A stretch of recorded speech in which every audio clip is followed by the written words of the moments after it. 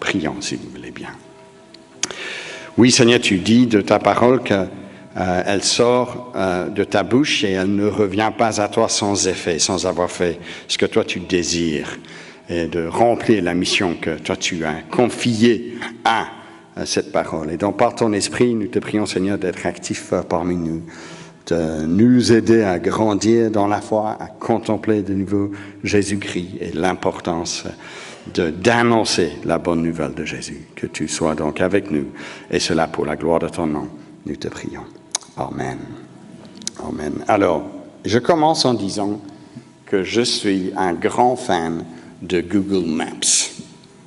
Peut-être vous avez l'équivalent sur Apple, mais d'une certaine manière, j'ai demandé même à mon épouse permission de dire ceci. Elle n'est pas avec nous parce qu'elle est avec les enfants. Google Maps, d'une certaine manière, a sauvé notre mariage. Parce qu'on s'est mariés à l'époque où il n'y avait pas encore le GPS, ni ensuite sur smartphone une application pour savoir où il fallait conduire. Et on luttait, il faut le dire, à deux, avec deux cultures différentes de « tout ira bien ». D'un côté, à vous de deviner ce qui c'était, ce côté-là. Et OK, mais j'ai besoin de savoir qu'est-ce qu'on fait, à gauche ou à droite. Ce rond-point-ci, c'est lequel, quelle sortie, et ainsi de suite. Et on avait du mal, il faut le dire. Mais aujourd'hui, nous n'avons plus besoin de lire des cartes. Et c'est magnifique. Plus besoin donc de dépendre de ton conjoint pour savoir où est-ce qu'on va. Ou peut-être sur le passager qui se trouve à côté de vous pour l'instruction suivante. Mais aujourd'hui, oui, nous commençons avec une carte. Et peut-être vous vous dites, wow, c'est difficile d'avoir une telle carte sous les yeux. Mais c'est quoi? C'est une carte du bassin méditerranéen et qui est utile aujourd'hui, dès maintenant, pour nous situer dans le monde du livre des Actes que nous allons découvrir dans un instant. Parce que cette série de prédications que nous entamons maintenant pour plusieurs semaines couvre ce que nous appelons le deuxième et le troisième voyage missionnaire entamé par Paul et certains collègues de l'apôtre Paul. Alors, vous avez la carte sous les yeux. Ne vous inquiétez pas, c'est la seule et dernière fois, j'espère, vous donner un cours de géographie en lien avec la parole de Dieu. En bas de la carte, vous avez au sud l'Afrique du Nord. Peut-être vous voyez cela. À droite, il y a le Moyen-Orient.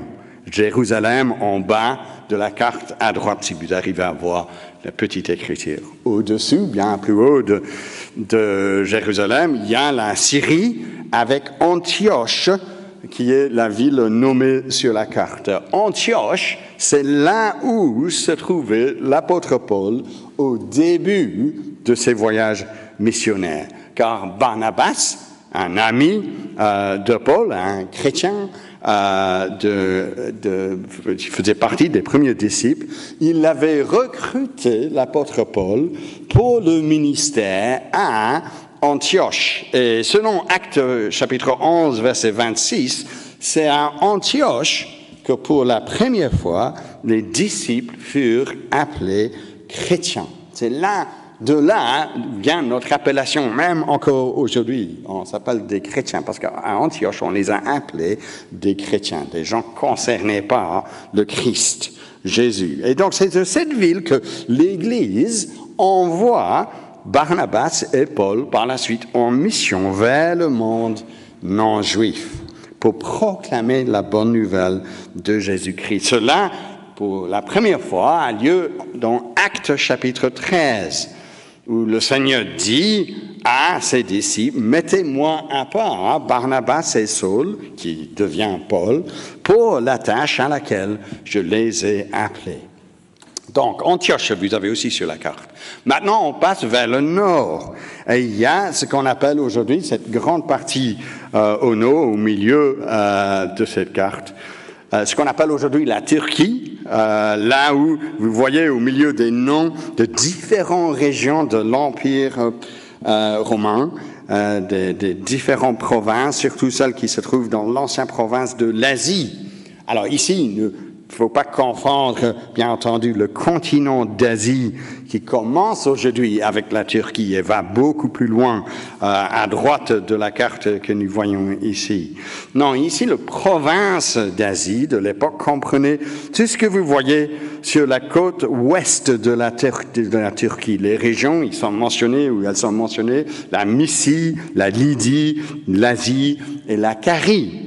Les 7 églises d'ailleurs de l'Apocalypse, où le Seigneur écrit aux 7 églises de l'Apocalypse, se trouvent dans la province d'Asie. Et on voit l'une de ces villes, Thyatire, sur la carte, à côté de Lydie, si vous avez des yeux suffisamment bons pour voir cela. Alors pour finir, on y est presque.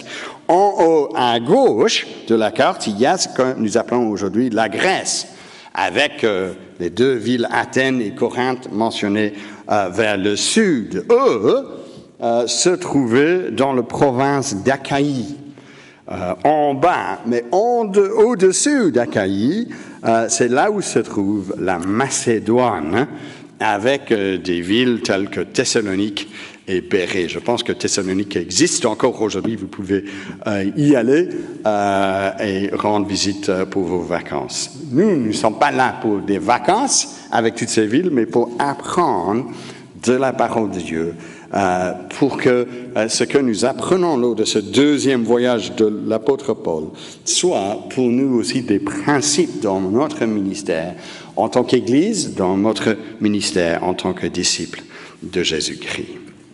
Donc voici la destination, la Macédoine, pour l'apôtre Paul lors de son 2e voyage. Comme nous allons maintenant entendre, il y avait, lui, l'apôtre Paul, une vision d'un homme de la Macédoine qui l'appelait à lui rendre visite. Et donc je vous invite à retrouver maintenant le texte biblique et on va lire ça ensemble. Acte 16, à partir du verset 6. J'avais mis 2 versets avant, on va regarder ces versets à un autre moment, mais pour le moment, verset 6 jusqu'au verset 10, ça commence une nouvelle section du livre des Actes, là où on commence notre série. Et voici ce qui est écrit. Empêchés par l'Esprit Saint de dire la parole aux nazis, ils passèrent par la Phrygie et le pays Galate. Arrivés près de la Mysie, ils tentaient d'aller en Bithynie, mais l'Esprit de Jésus ne leur permit pas. Ils longèrent à l'eau la Mysie et descendirent à Troas. Pendant la nuit, Paul eut une vision. Un Macédonien était là, debout, qui le suppliait. « Passe en Macédoine, viens à notre secours. » Dès qu'il a eu cette vision, nous avons cherché à nous rendre en Macédoine, concluant que Dieu nous appelait à y annoncer la bonne nouvelle. Le début donc de Acte 16, juste 2-3 versets avant ce que nous venons de lire, a commencé à Derbe, et je ne sais pas si vous voyez Derbe sur cette carte. Oui, si vous regardez attentivement, il est là. Ensuite à Lystre, là où Paul avait ajouté Timothée à son équipe. Mais notre récit commence donc avec Paul, Silas et Timothée, en train de voyager de Lystre vers Icône, Antioche de Pisidie, dans la direction de l'Asie. Et c'est là que nous allons retrouver donc le plan de notre prédication, car notre premier point dépend de toute cette géographie. Vous verrez cela. Donc ce point nous invite à reconnaître la providence de Dieu sans tomber dans le fatalisme. De reconnaître la providence de Dieu sans tomber dans le fatalisme. Juste avant notre texte, verset 5, donc ça vous voyez dans le livret, le voyage, qui avait déjà commencé, connaît du succès. Dans les villes où il passait, les églises s'affermissaient dans la foi et augmentaient en nombre de jour en jour. Verset 5, c'est d'ailleurs comme l'un des marqueurs du livre des Actes pour clôturer toute une section pendant laquelle il y a eu de la progression vers le monde païen avec cette bonne nouvelle de Jésus. Et donc cette nouvelle section démarre par la suite avec une petite surprise, étant donné cette belle progression. L'Esprit Saint empêche cette équipe de dire la parole en Asie. Mais vous voyez de nouveau sur la carte, il s'est trouvé quelque part au milieu de la carte, en dessous du mot que vous voyez Phrygie, c'est là où ils étaient. Ils cherchaient à atteindre la région de l'Asie, donc à gauche, lorsque nous le regardons ici, mais ils ne pouvaient pas y aller. Alors, ce n'est pas précisé comment ils ont été empêchés d'y arriver. Donc, ce n'est pas super important pour nous de savoir comment. Un vol annulé? Non, il n'y avait pas de vol. Un train empêché quand il y avait des travaux sur les rails? Non, il n'y avait pas de train. Un officier romain qui disait qu'il ne pouvait pas passer? Peut-être. Un mot prophétique de la part d'un membre de l'équipe? Peut-être. On ne sait pas. Mais ce qu'on sait, c'est que du coup, il passait plutôt au nord. Par la Phrygie et le pays de Galate, dit le texte, ils atteignent donc le côté droit de la région de la Mysie, que vous voyez de nouveau sur la carte. Et de là, ils veulent monter encore plus haut, vers le nord, vers le Bithynie, que vous voyez sur la carte tout en haut. Mais qu'apprenons-nous encore, verset 7? Mais l'Esprit de Jésus ne leur permit pas. Encore une fois, on ne sait pas pourquoi ou comment l'Esprit de Jésus n'a pas permis une telle démarche. Conséquence, encore sur la carte, il passe à gauche, donc il traverse la Mysie pour descendre au port de Troas, qui se trouve sur la mer Égée. Et c'est là où il découvre pourquoi leurs plans ont été empêchés jusque-là. Car le projet de l'Esprit, c'est de les envoyer ailleurs. Est-ce ici donc une critique implicite que les apôtres n'ont pas cherché dans la prière la face de Dieu pour comprendre sa volonté pour ce voyage? Non, je ne pense pas. À aucun moment est-ce que le récit nous encourage à voir ce qu'ils ont fait jusque-là d'un œil négatif. Dieu ne nous appelle pas à être passifs, voire fatalistes, comme si nous devons attendre qu'il nous guide avant d'agir. Non.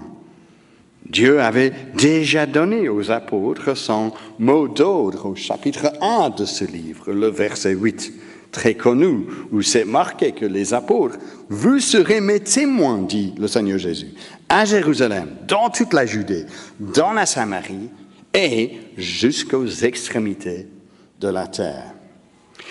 Ensuite, au chapitre 9, il avait déjà dit, le Seigneur Jésus, à Paul, qu'il serait son instrument pour faire connaître son nom aux non-juifs.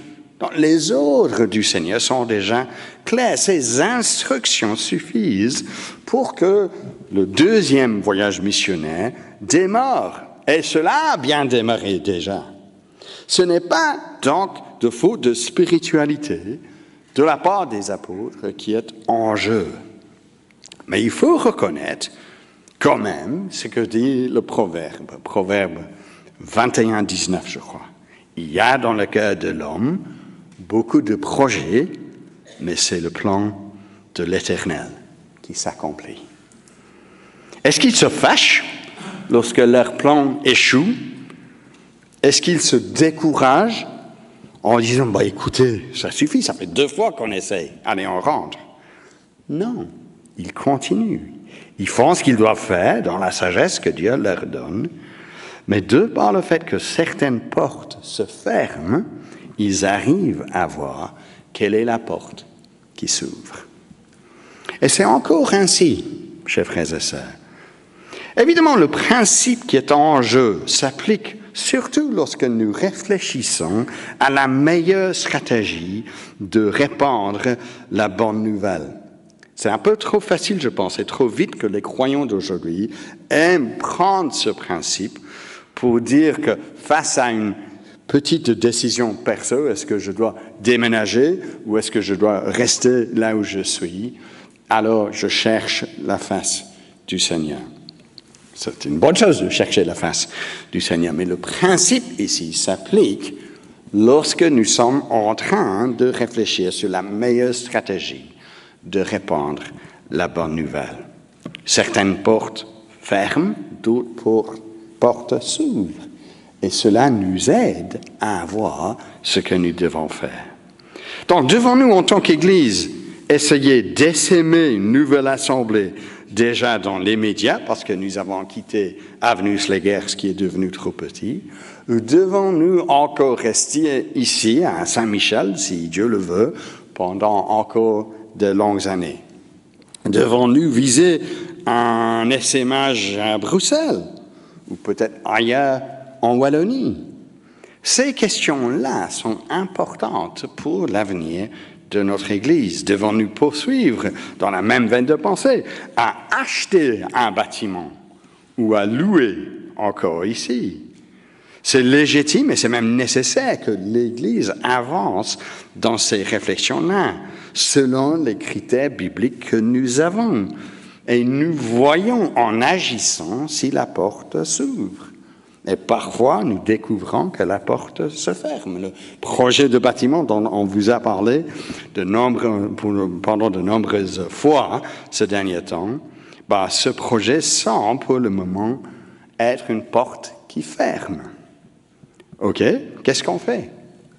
On fait rien? On boude? On baisse les bras? On quitte l'Église?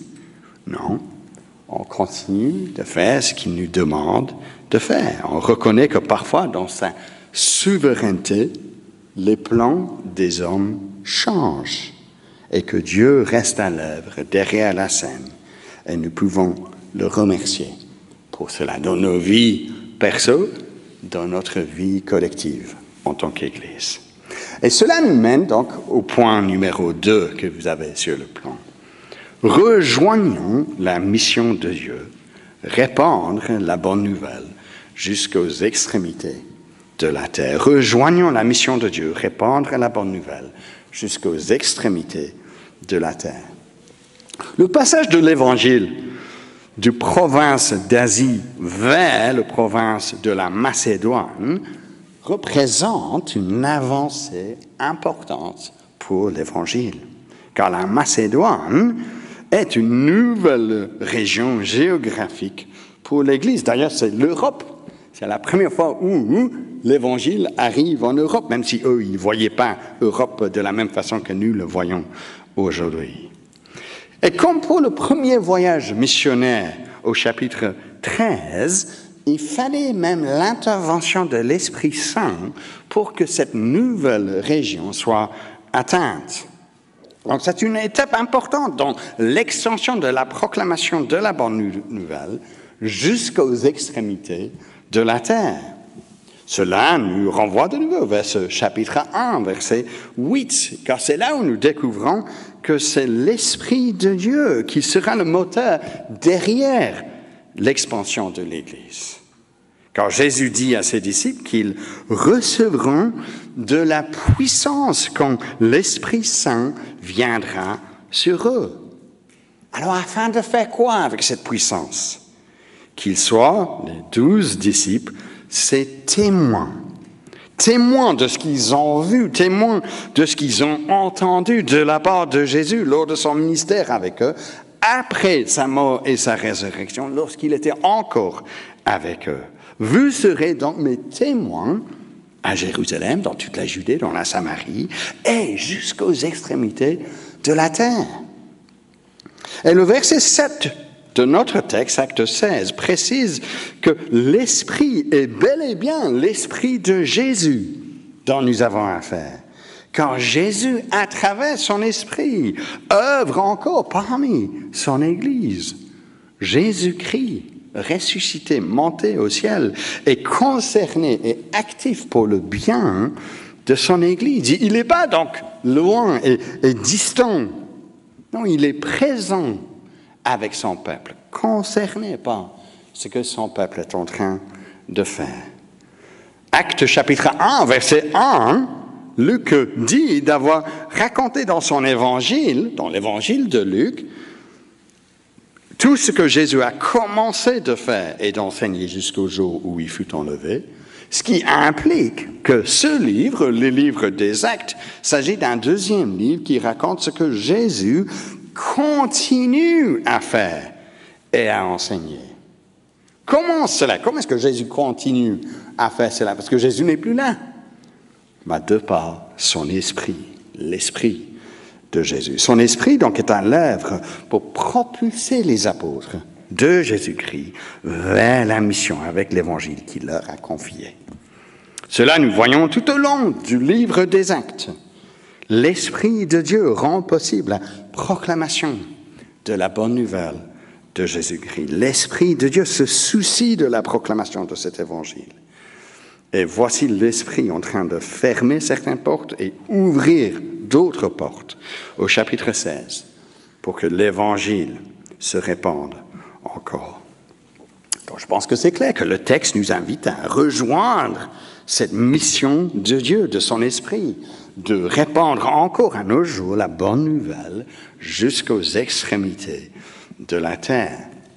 Alors c'est vrai, nous ne sommes pas les premiers témoins comme les apôtres. Nous n'avons rien vu de nous-mêmes, de nos yeux. Nous n'avons rien entendu de nos oreilles. Je n'étais pas là lorsque Jésus y était. Mais nous avons aujourd'hui, ici, dans la parole, dans le Nouveau Testament, le récit, les témoignages de ces apôtres.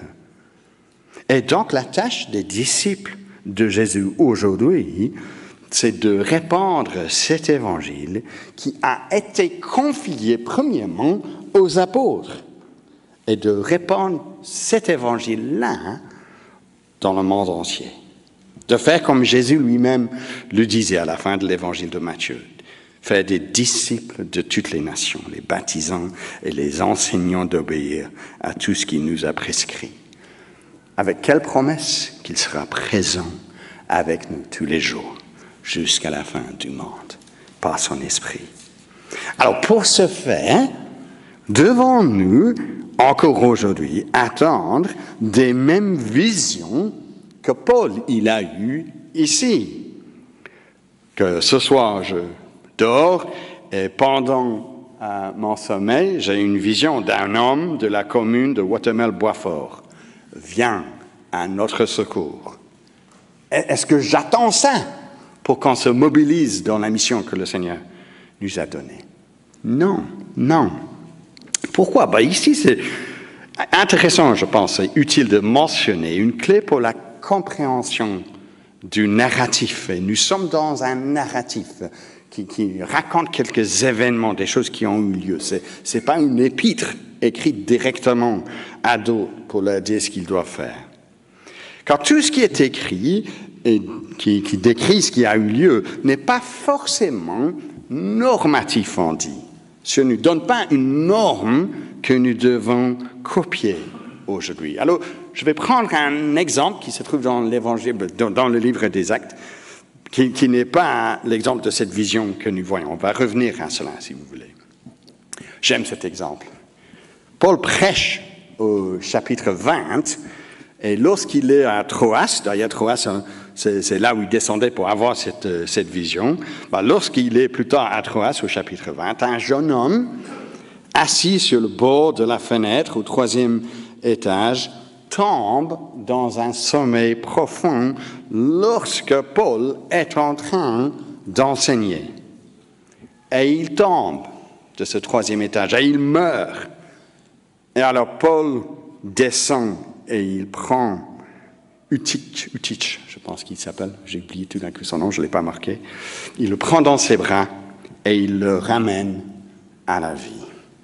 C'est extraordinaire, ce petit récit au chapitre 20. On y arrivera parce qu'on va prêcher aussi le chapitre 20. Mais ce que j'ai envie de dire, ce n'est pas normatif pour nous, cela, ni pour moi, de prêcher aussi long que vous êtes tous endormis, ni pour vous donner le feu vert de vous endormir lorsque je prêche. Non, le but de Luc, ce n'est pas de reproduire ce que Paul a fait, c'est plutôt de comprendre l'autorité que Paul il a en tant qu'apôtre de faire une telle chose. Donc, c'est quelque chose qui est décrit sans que ça soit une norme pour nous aujourd'hui. Donc, revenons à cette vision. Cette vision que Paul a eue n'est pas la norme pour les croyants d'aujourd'hui. Oui, peut-être vous vous souvenez de Actes chapitre 2 où Pierre avait dit lors de la Pentecôte, en citant la prophétie de Joël, que vos jeunes gens auront des visions. Mais, force est de constater, si nous continuons la lecture du livre des Actes ensemble, des visions sont plutôt rares dans le livre des Actes et interviennent à des individus clés, à des moments clés pour la progression de la bonne nouvelle de Jésus-Christ. Étienne, Saul et ensuite Paul, Corneille, Pierre. Ce sont des moments extraordinaires et parce que ces moments sont extraordinaires, nous les avons encore dans le récit du livre des Actes. Ce ne sont pas des choses qui se reproduisent à tout moment. Donc ici, en Acte 16, l'Esprit intervient pour que l'Évangile aille de l'avant vers la Macédoine, en lien avec le projet de Dieu. Cela rappelle à quel point le moteur dans la mission n'est pas Paul, mais Dieu lui-même. Et c'est lui, Dieu, par son Esprit, qui assure que cette bonne nouvelle se répande. C'est ça ce que Luc veut mettre en avant lorsqu'il nous raconte cette histoire. Donc la question n'est pas « Dieu est-il capable de nous donner une vision semblable aujourd'hui ?» Bien sûr qu'il est capable. Mais ce n'est pas ce que ce texte veut encourager. Ce texte veut nous encourager, nous rappeler que Dieu veut, pour citer un autre texte biblique, que tous soient sauvés, que toutes sortes de personnes, sans faire discrimination entre juifs et non-juifs, entre européens et asiatiques, entre belges et béninois, entre britanniques et bulgares. Dieu veut que tous soient sauvés. Et j'aimerais, pour ce deuxième point, vous donner 3 rapides, j'espère, applications. Il ne faut pas encore s'endormir. Avant de passer à notre troisième et dernier point. Donc, 3 applications. La première application, c'est de se tourner vous-même vers le Seigneur. Le Seigneur Jésus est la bonne nouvelle de sa grâce envers vous. Peut-être vous êtes en visite parmi nous, peut-être vous êtes présent ce matin physiquement et vous l'êtes régulièrement, mais vous êtes encore absent dans votre esprit par rapport au contenu de la bonne nouvelle de Jésus-Christ. Alors, il faut comprendre que Dieu vous appelle encore aujourd'hui, ce matin, à lui. Il ne se contente pas de ceux qui se sont déjà tournés vers lui. Non, il te cherche, toi aussi. Car lui, ou c'est lui qui est le créateur de toute la région de la Macédoine. Ça lui appartient. Toute personne donc, qui s'y trouve lui appartient. C'est lui le créateur.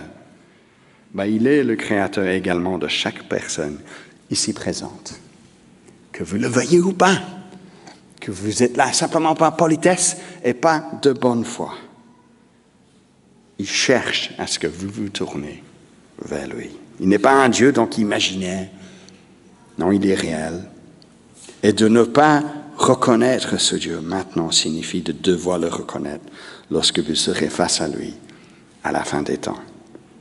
Et la bonne nouvelle, c'est que si vous faites appel à lui, encore aujourd'hui, à sa grâce, à Jésus-Christ, qui s'est donné sur la croix, que nous venons contempler, nous venons de le chanter. Qu'est-ce qui arrive? Il pardonne. Il fait de nous ses enfants, membres de son royaume, encore aujourd'hui. Donc, première application, il faut se tourner vous-même vers le Seigneur. Deuxième application, c'est que nous soyons, si nous sommes en Christ, disciples de Christ, que nous soyons donc concernés, nous aussi, par cette mission de répandre la bonne nouvelle. Que nous ne voyons pas notre appartenance à Jésus comme étant rien qu'une croyance privée, qui n'a rien à voir avec mes relations avec d'autres autour de moi. Bien sûr, notre société actuelle en Occident veut nous persuader que c'est bien ça, votre foi ou notre foi. Rien qu'un choix perso religieux, plutôt privé, pas beaucoup d'impact sur la vie de tous les jours. Mais Actes, le livre d'Actes explose ce mythe. car le livre trace l'expansion de la foi chrétienne, l'arrivée de l'Évangile qui est prêché dans certaines villes pour la première fois et ensuite cru, qui sauve des gens de leurs péchés, comme nous l'avons entendu, qui voit des personnes de toute ethnie, de tout arrière-plan, se tourner vers le Christ dans la repentance et la foi. Verset 5 qui précédait notre texte, les églises augmentaient en nombre de jour en jour, avec donc de nouveaux croyants. Cela ne se faisait pas par accident, cela se faisait parce que l'église était concernée par la bonne nouvelle de Jésus-Christ. Il répandait la bonne nouvelle. Non pas de façon légaliste, comme si je dois parler à moins une personne non chrétienne de la foi chrétienne par jour ou par semaine. Comme ça, je suis un bon chrétien. Non pas de façon irrespectueuse, où moi j'insiste, irrespective de la volonté de la personne qui est devant moi, de parler de Jésus, qui ne marche pas car une telle personne n'écoute pas ce que je suis en train de dire.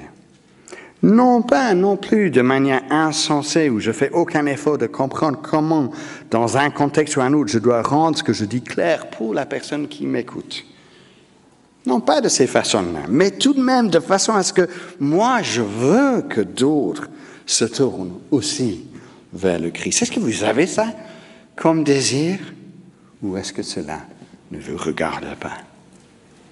Que je comprenne que cela, que d'autres se tournent vers le Christ, n'est que possible si d'autres, et oui, moi-même, je leur parle de mon espérance en Jésus-Christ. Et du coup, je prie pour ça. Je suis concerné par rapport à cela. Je cherche des occasions pour parler de manière appropriée à d'autres à propos de Jésus-Christ. Je cherche à apprendre, à mieux pouvoir faire ça par la suite. Troisième application. C'est pour nous, là maintenant collectivement en tant qu'Église, de ne pas penser que notre tâche, c'est de se réjouir uniquement de notre belle fraternité. Merci Seigneur qu'il y a une belle fraternité, notre communion en tant qu'Église. Mais nous devons aller plus loin, d'adhérer à notre devise. Ah non, on n'a plus le truc bannière derrière nous. On l'a laissé dans le placard, il n'y a pas de souci. Mais la devise qui dit, nous sommes une Église qui aime, on aime Dieu et on aime les uns les autres, mais une Église qui s'aime et qui s'aime. Mais dans la pratique, ça signifie quoi d'être une Église qui s'aime et qui s'aime? Dans la pratique, ça signifie dans notre Église que je comprends que d'accueillir de nouvelles personnes dans nos structures et nos groupes est nécessaire. Et donc, l'adaptation de nos structures est aussi nécessaire. Que parfois, oui, un groupe de quartier doit être reconfiguré pour mieux permettre l'accueil de nouvelles personnes. Ah non, mais je ne veux pas qu'on touche ça parce que ce sont mes amis. Mais on n'est pas là juste pour des amis. On est là pour proclamer la bonne nouvelle de Jésus-Christ. Que parfois, oui, tristement, même certaines personnes nous quitteront quand le Seigneur les envoie ailleurs dans la mission. Merci Seigneur qu'il fait cela. Que je dois parfois arranger, en tant que membre de l'Église, mon agenda pour que je puisse encore être utile dans la mission. Par exemple, de venir prier pour la mission ou d'assister à certaines formations que Bruxelles, l'Institut biblique, par exemple, de Bruxelles, nous offre. Cela ne se fait pas par accident, cela se fait lorsque nous sommes intentionnés pour mettre la bonne nouvelle de Jésus en priorité. Que j'encourage et je soutiens au moment voulu un essaimage d'église ailleurs, même si cela signifie qu'un certain nombre de mes amis vont quitter avec une telle initiative. Voilà donc quelques moyens pour que je rejoigne, moi aussi, nous rejoignons, nous aussi, ensemble, la mission de Dieu, de répandre la bonne nouvelle jusqu'aux extrémités de la terre. Mais il y a encore un troisième point après ces trois applications. Restons lucides sur notre tâche, proclamer la bonne nouvelle. Restons lucides sur notre tâche, proclamer la bonne nouvelle. C'est frappant, n'est-ce pas, la réflexion de Paul et ses collègues. Suite à la vision de Paul, l'homme de la Macédoine dit « Viens à notre secours » au verset 9. À notre secours, dans quel sens? Car les soins médicaux ne sont pas aussi avancés comme ils le sont dans les provinces d'Asie ou Galate, que nous avons de nombreux réfugiés qui ont besoin d'aide dans ce coin, car nous avons un taux de divorce terriblement élevé en Macédoine, qu'il nous faut de la main-d'œuvre pour soigner les enfants qui souffrent à la lumière de cela. Alors tous ces cas de figure sont légitimes d'une certaine manière. Galates, chapitre 6, verset 10, dit « À tout croyant, ainsi donc, pendant que nous en avons l'occasion, pratiquons le bien envers tous. » C'est une bonne chose de pratiquer le bien envers tous. Soutenir donc les besoins physiques et matériels fait partie de ce que c'est de pratiquer le bien. Et au sein de l'Église, bien sûr, s'occuper de manière pratique des orphelins et des veuves fait partie, d'après Jacques chapitre 1, d'une religion pure et sans tache devant Dieu notre Père. Mais force est de constater qu'ici, lorsque Paul réfléchit à cette vision et à sa signification pour son voyage missionnaire, il n'y avait qu'une seule mission en tête. Verset 10, dès qu'il a eu cette vision, nous avons cherché à nous rendre en Macédoine, concluons que Dieu nous appelait à y annoncer la bonne nouvelle. Et cela est en lien donc avec l'ensemble du livre des Actes. Ils sont envoyés comme témoins de Jésus-Christ, c'est-à-dire de son œuvre, de son amour, de sa personne, de sa grâce, de son évangile qui sauve. Cette parole de l'évangile qui se répand est à la source de toute croissance de l'Église dans le livre des Actes, du royaume de Dieu que nous voyons à différents moments exposés dans le livre. Les disciples de Jésus-Christ doivent-ils donc se comporter de manière saine? Bien sûr. Doivent-ils faire preuve de compassion pour les démunis? Bien sûr. Doivent-ils s'efforcer d'aimer le prochain comme eux-mêmes? Bien sûr. Mais sont-ils envoyés par Jésus avec ces choses-là comme leur tâche principale? Non. Ils sont envoyés pour proclamer la bonne nouvelle de Christ. Voilà donc la mission de l'Église. Voilà en quoi consiste l'évangélisation, le fait de répandre la bonne nouvelle. Les gestes humanitaires, aussi importants qu'ils soient, ne font pas d'un pécheur une personne pardonnée. Et c'est ça la mission de l'Église. Il n'y a pas d'autre mission pour l'Église à part celle-là, de faire des disciples de Jésus-Christ, des personnes qui se tournent vers Christ et se soumettent à son enseignement. Restons donc lucides sur notre tâche, proclamer la bonne nouvelle. Si vous vous posez une question par rapport à ça, j'aimerais vous recommander ce livre-ci en vente dans notre librairie. Quelle est la mission de l'Église? Cela vous serait utile pour réfléchir sur ces questions-là. Et voici une petite illustration tirée de ce livre et ensuite une application de cela. Donc je cite, « Si vous jouez au foot, vous pourrez avoir une bonne défense, une superbe ligne d'attaque, un jeu d'équipe efficace, un magnifique contrôle de la balle. Mais si malgré toutes ces qualités, vous ne parvenez pas à pousser le ballon dans le fond des filets, vous ne gagnerez aucun match. Le score final rappelle à l'équipe ce qui compte réellement. Cette analogie s'applique aussi à l'Église. Si nous améliorons nos écoles, ou nous trouvons du travail aux gens, nettoyons les parcs et plantons des arbres dans le voisinage, sans toutefois chercher à faire des disciples, nous bénirons peut-être notre société, mais nous n'accomplirons pas la mission de l'Église. Ultimement, je continue à lire, si l'Église ne prêche pas Jésus et Jésus crucifié, si elle n'implante pas, ne nourrit pas, n'établit pas d'autres églises, si elle n'enseigne pas aux nations à obéir au Christ, rien ni personne d'autre ne le fera. Par contre, toutes sortes d'organisations peuvent s'occuper des besoins physiques. Qu'est-ce qui rend la mission chrétienne? Tout d'abord, il n'y a rien de particulièrement chrétien dans le travail humanitaire.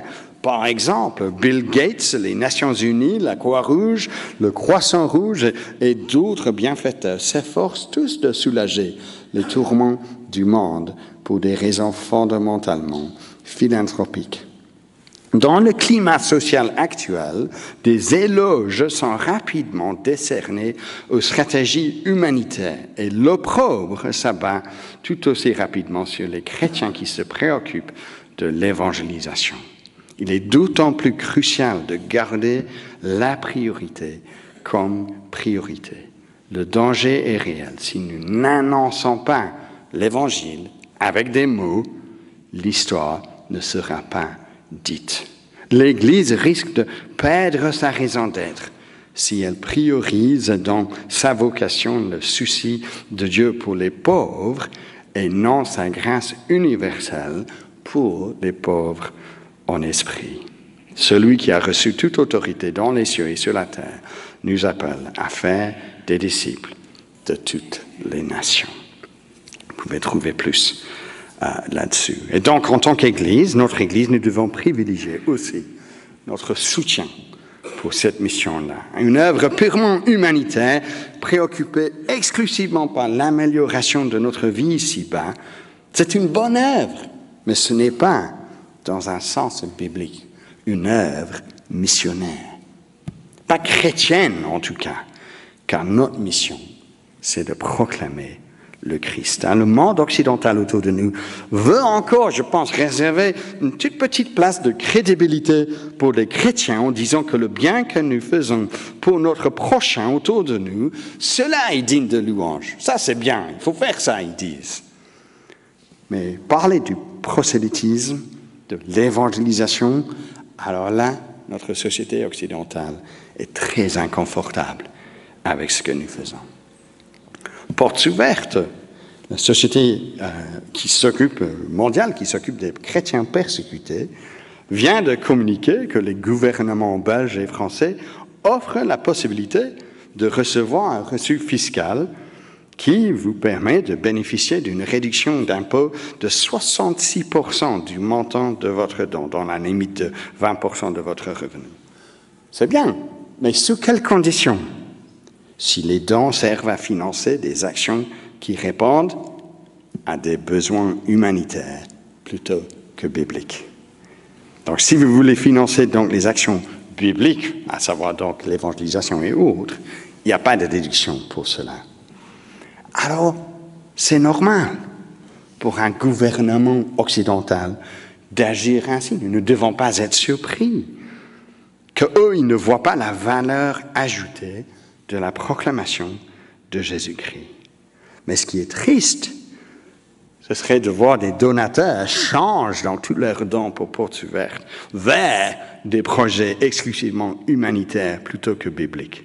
Car ce n'est pas normal pour l'Église de se focaliser sur ce que nous voyons sur nos écrans, sur les besoins humanitaires, plutôt que de se concentrer sur ce que le Seigneur nous dit dans sa parole, de annoncer la bonne nouvelle et ainsi de répondre aux besoins que nous ne voyons pas à l'œil, mais qui sont des besoins réels, qui ont une portée encore plus importante, car il s'agit des besoins qui durent pour l'éternité.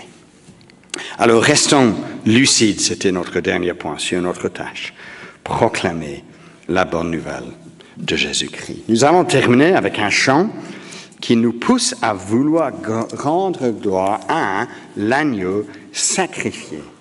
Alors, nous ne pouvons que chanter cela si nous avons pris connaissance de l'œuvre de Jésus-Christ, qui est l'agneau sacrifié Pour nous, nous chantons, il fut crucifié, son sang a racheté notre âme.